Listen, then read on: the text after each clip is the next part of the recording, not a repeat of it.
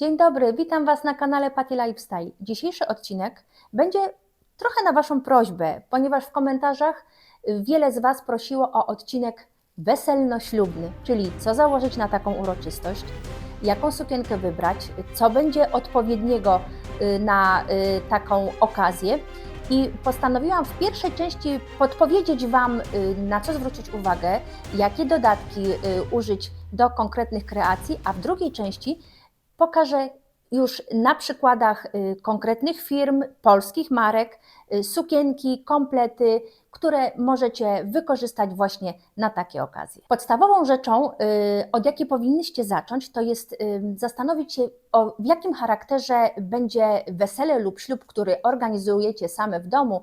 Jesteście mamami państwa młodych, czy jesteście na przykład gośćmi, bo inaczej ubierzecie się na ślub czy wesele w pięknym zamku, w jakichś bardzo takich ekskluzywnych i eleganckich wnętrzach, a inaczej możecie się ubrać na imprezę letnią, która będzie w ogrodzie, wręcz w stodole, bo w tej chwili są bardzo modne takie imprezy na luzie i żeby po prostu nie być śmiesznie ubranym do danego wnętrza, to też musicie zastanowić się, co wybrać i w czym pójść. Podstawową rzeczą taką dla mamy weselnej, bo wiem, że to spędza największy sen z powiek przyszłym mamom państwa młodych, jest to, co założyć. Więc w tej chwili powiem Wam tak, jest taka tendencja, ja widzę to u siebie w butiku, że mamy chcą wyglądać naprawdę bardzo elegancko i wyróżniać się na tle reszty gości. Co do kolorów, więc też odchodzi się już od tych zasad, że nie wolno kremu, nie wolno bieli, nie wolno czerni. No może dla mamy czerń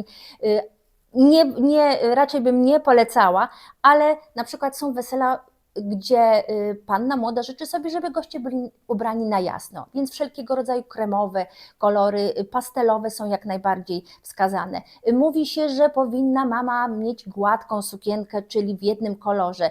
Ja uważam, że w okresie letnim może to być kolorowa sukienka, mogą być to kwiaty, ale na przykład nie łączka taka delikatna, codzienna, tylko na przykład jakiś piękny wzór kwiatowy, duże kwiaty, czy nawet jakieś przestrzenne kwiaty.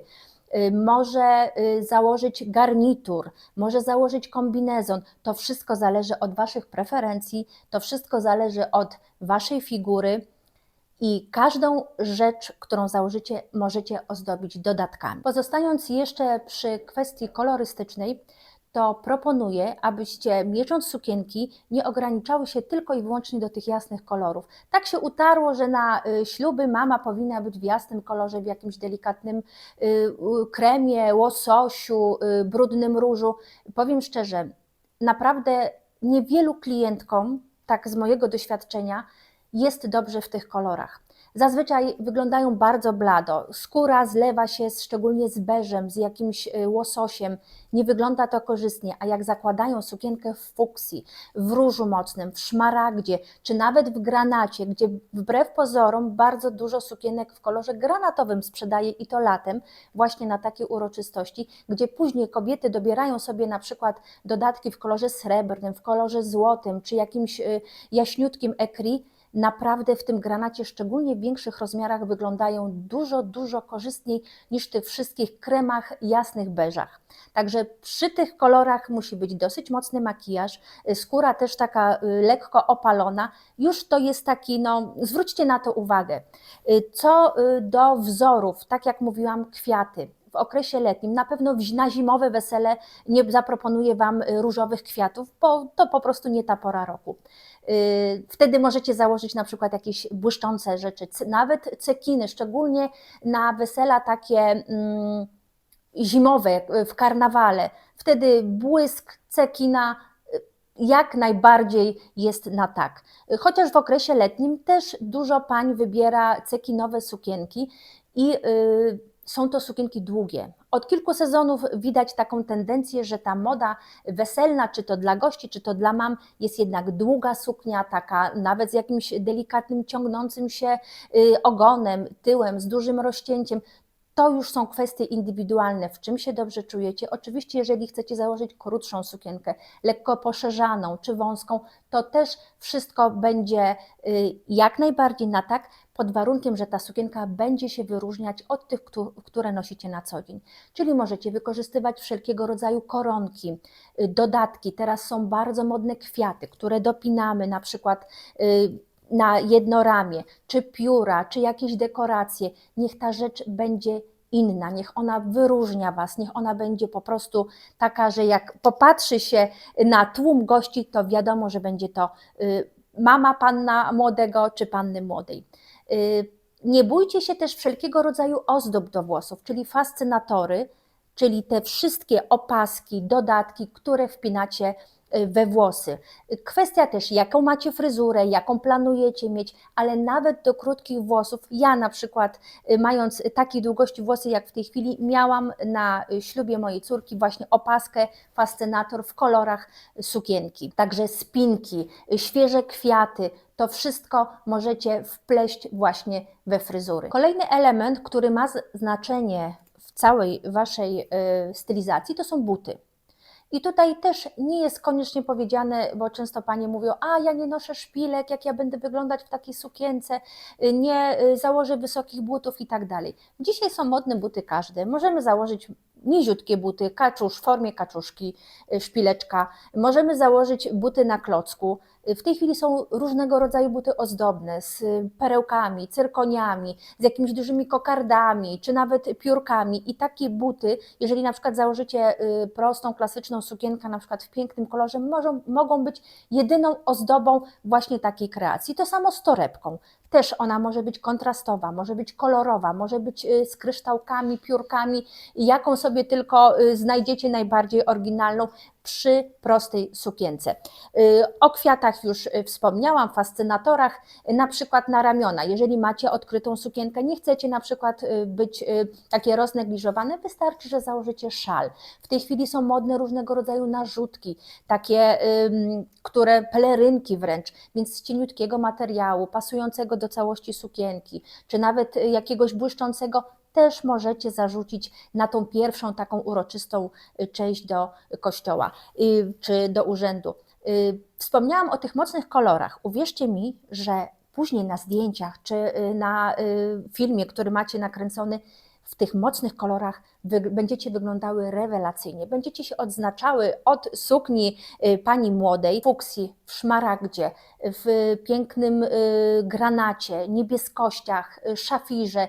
Na pewno będzie Wam dużo, dużo lepiej niż w tych bardzo, bardzo jasnych sukienkach. Ale oczywiście, jeżeli ktoś chce, ma taki plan, może iść w jasnej sukience. Zadbajcie tylko wtedy o dosyć mocny makijaż i ewentualnie kontrastowe jakieś dodatki, duże kolczyki, bo biżuteria też ma znaczenie. Ze swojego doświadczenia butikowego i sprzedaży właśnie takich wizytowych rzeczy wiem, że wiele kobiet planuje przebranie się po tej takiej oficjalnej uroczystości, jak już przyjadą na miejsce wesela. Wtedy po przywitaniu, po obiedzie czy kolacji przybierają się w taki bardziej luźny strój, już nieformalną sukienkę. Jeżeli jest to wieczór, zakładają nawet cekiny, wieczorowe sukienki, lekkie sukienki, które pozwalają się bawić bez skrępowania.